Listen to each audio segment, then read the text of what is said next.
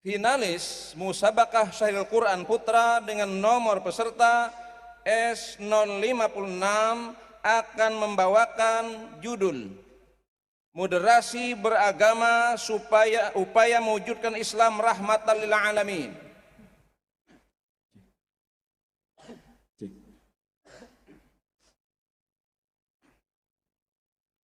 Finalis Musabakah Syahril Quran Putra dengan nomor peserta S056 membawakan syarahan yang berjudul Moderasi Beragama Upaya Mewujudkan Islam Rahmatan lil Alamin. Silakan. Assalamualaikum warahmatullahi wabarakatuh.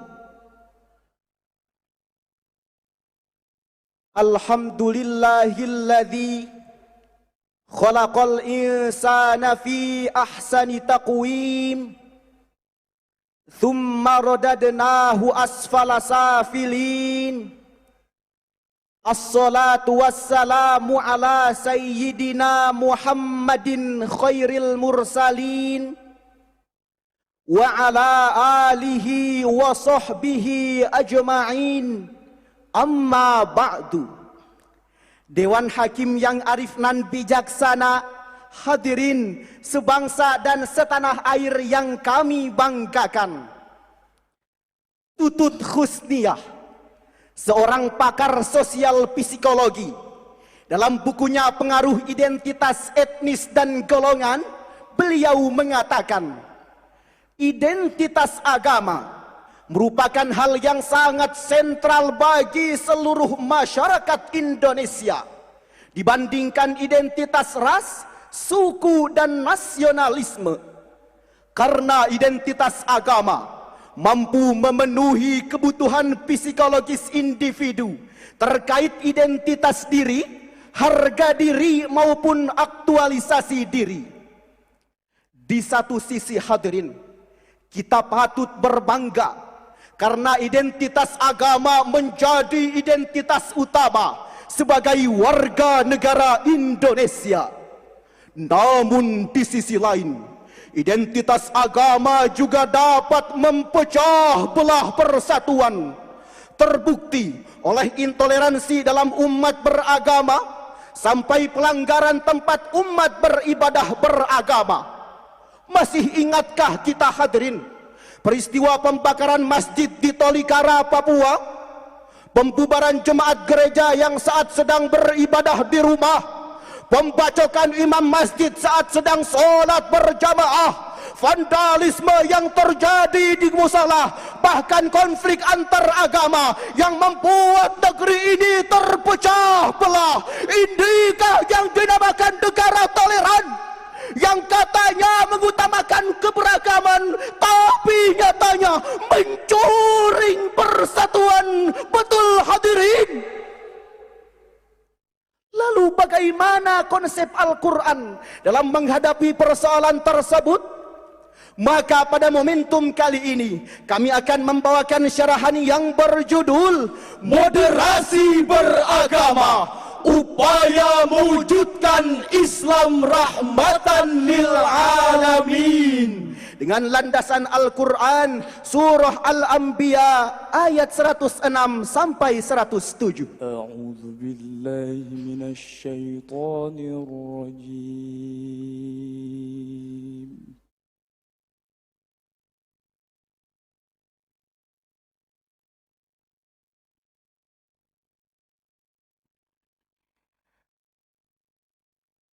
Bismillahirrahmanirrahim.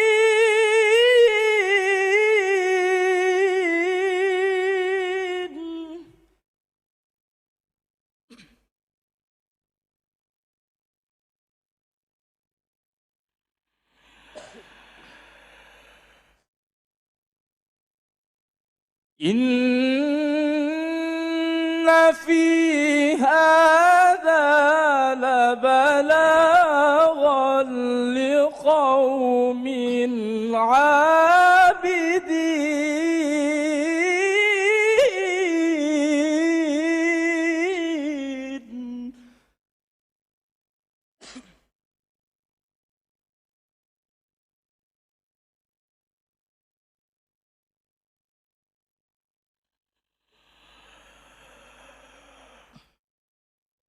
وما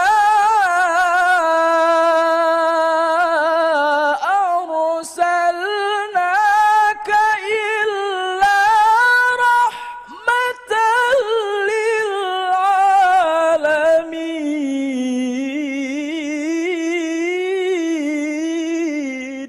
Hamba berlindung di bawah kekuasaan Allah dari usikan setan yang terkutuk dengan menyebut asma-Mu ya Allah yang Maha Pengasih lagi Maha Penyayang. Sungguh apa yang disebutkan di dalam Al-Quran ini benar-benar menjadi petunjuk yang lengkap bagi orang-orang yang menyembah Allah. Dan kami tidak mengutus engkau ya Muhammad melainkan untuk menjadi rahmat bagi seluruh alam.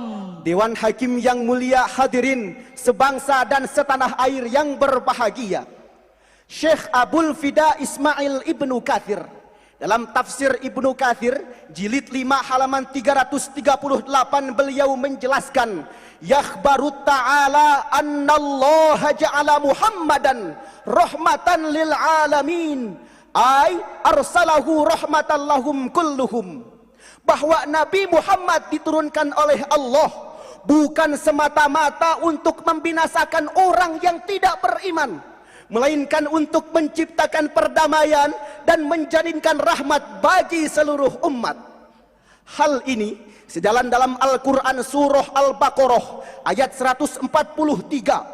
Allah menyebutkan satu terminologi yang berkaitan dengan moderasi beragama, yakni kalimat ummatan wasaton. Ya lal watan, ya lal watan, ya lal watan, hubbul watan minal iman, wa la takum minal hirman. Inhadu ahlal watan, Ya lal watan, ya lal watan, ya lal watan, hubbul watan minal iman, wa la takum minal hirman. Inhadu ahlal watan. Profesor Dr. Quraisy Shihab menjelaskan bahwa kata wasaton pada ayat ini bermula pada sesuatu yang baik sesuai objeknya. Sesuatu yang baik di antara kedua kutub ekstrim yang berbeda. Dari akar kata inilah kata wasaton berkembang arti menjadi adil dan seimbang. Allah juga mempertegas posisi umat Islam sebagai umat yang moderat atau dikenal dengan istilah ummatan wasaton, umat yang berada di tengah, tidak menjunjung dalam rohani, tidak hanyut dalam materi, tapi memadukan aspek rohani dan jasmani sehingga terjadilah Islam yang rahmatan lil alamin. Namun sayang beribu sayang, fenomena yang muncul sepanjang peradaban dan terus berulang adalah keadilan pemimpin dan aliran radikal yang sering menjurus pada tindakan aksi saling golok, saling tabok, saling tonjok, bahkan saling bacok. Eksesnya hadirin, marak terjadi pertikaian, perseteruan, musuhan, peperangan yang terjadi antar kelompok yang satu dengan kelompok yang lain, agama yang satu dengan agama yang lain, suku yang satu dengan suku yang lain, bahkan sampai terjadi pertumpahan darah hingga berlanjut pada pembunuhan satu sama lain. Timbul pertanyaan, mengapa Islam yang penuh dengan nilai kenyamanan justru lekat dengan label teroris dan ekstremis? Jawabannya adalah karena sebagian umat muslim ada yang berlebih-lebihan, atau dalam istilah agama disebut gulwun, yakni berlebih-lebihan dalam beragama. Dari Ibnu Abbas radhiyallahu anhuma yang diriwayatkan oleh An-Nasa'i, Ibnu Majah, Ibnu Khuzaimah, Rasulullah sallallahu alaihi wasallam bersabda, Iyyakum wal ghuluwa fid din, fa innama ahlaka man kana qablakumul ghuluwa fid din. Jauhkanlah diri kalian dari berlebih-lebihan dalam beragama, karena sesungguhnya sikap gulu ini telah membinasakan orang-orang sebelum kamu. oleh karena itu hadirin, moderasi beragama harus kita lakukan untuk mengubah wajah Islam yang sebelumnya sering disebut Islam yang fanatis, Islam yang teroris, Islam yang ekstremis, menjadi Islam yang damai, Islam yang nyaman, Islam yang tenang, serta menjadi rahmatan lil alamin. Amin, amin, amin ya rabbal alamin. Sebagaimana tercermin indah dalam Al-Quran surah Al-An'am ayat 108. ولا تسبوا الذين يدعون من دون الله فيسبوا الله عدوا بغير علم.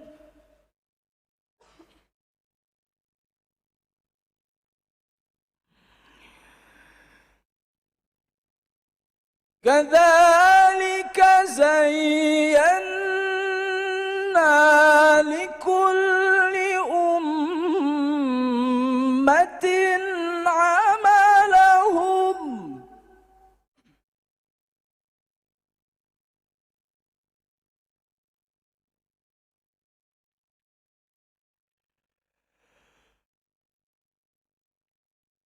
ثم إلى ربهم مرجعهم فينبئهم بما كانوا يعملون.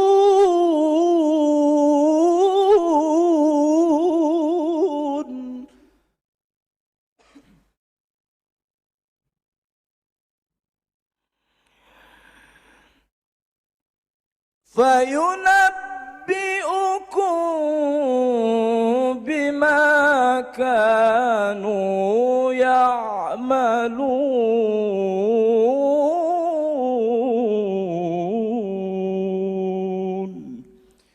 صدق الله العظيم.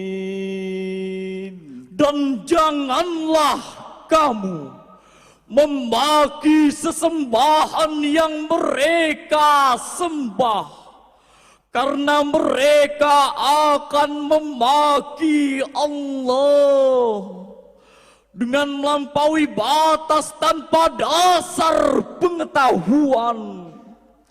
Demikianlah kami jadikan setiap umat menganggap baik pekerjaan mereka, kemudian kepada Tuhan tempat kembali mereka, lalu Dia akan memberitahukan kepada mereka apa yang mereka kerjakan.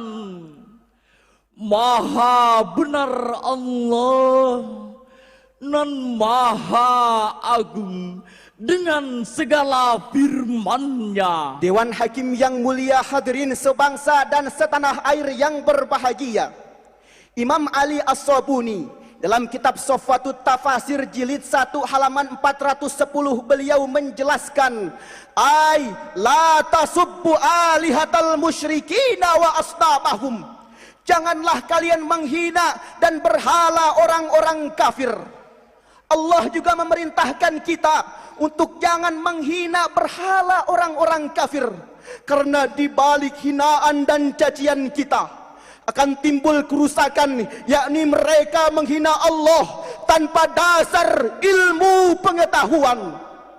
Menurut Profesor Dr. Quraisy Shihab, ada 3 cara agar moderasi beragama terlaksana. Yang pertama, adanya pengetahuan dalam diri kita. Yang kedua, kemampuan dalam mengendalikan emosi dan nafsu belaka. dan yang ketiga, memiliki kehati-hatian dalam beragama. jadi bukan ajaran agama yang dimoderasi, tapi cara beragama kita yang harus mendapatkan sentuhan moderasi sehingga Islam menjadi Islam yang rahmatan lil alamin.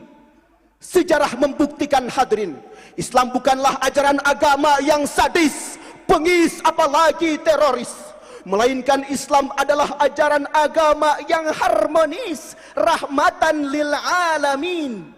Dengan demikian, jika akhir-akhir ini masih ditemukannya aksi-aksi terorisme, radikalisme, penyerangan tempat umat ibadah lainnya yang katanya dilakukan oleh orang Islam, sekali lagi kami katakan, ini bukan ajaran agama Islam, melainkan ini hanya merusak keindahan agama Islam. Islam mempersilahkan umat Kristiani untuk sampai pada tingkatan Isa Al-Masih. Islam mempersilakan umat Hindu untuk mengamalkan ajaran Veda Vendata Resi Agatya. Islam juga mempersilahkan umat Buddha untuk menjalankan ajaran Dharma Siddhartha Gautama. Demikian pula Islam mempersilahkan umat Konghucu untuk sampai pada tingkatan Lisu, Sensu dan Sensuennya. Bagimu agamamu dan bagiku agamaku. Dengan demikian hadirin, syarahan ini dapat kami ambil kesimpulan bahwa keberagaman merupakan sunnatullah yang Allah tetapkan kepada kita. Oleh karena itu hadirin, hal yang harus kita lakukan adalah saling menghargai, saling menghormati, bahkan saling mencintai, untuk sampailah pada semboyan kita, Bhinneka Tunggal Ika, berbeda tetap satu dosa, Satu bangsa, Satu bahasa. tanah air Indonesia, bersatu kita teguh, bercerai kita runtuh. Sebelum kami tutup, izinkan kami untuk membawakan sebuah lagu yang dipopulerkan oleh Bung Haji Roma Irama. Bhinneka Tunggal Ika, lambang negara kita Indonesia. Walaupun bermacam-macam aliran, tetapi satu tujuan.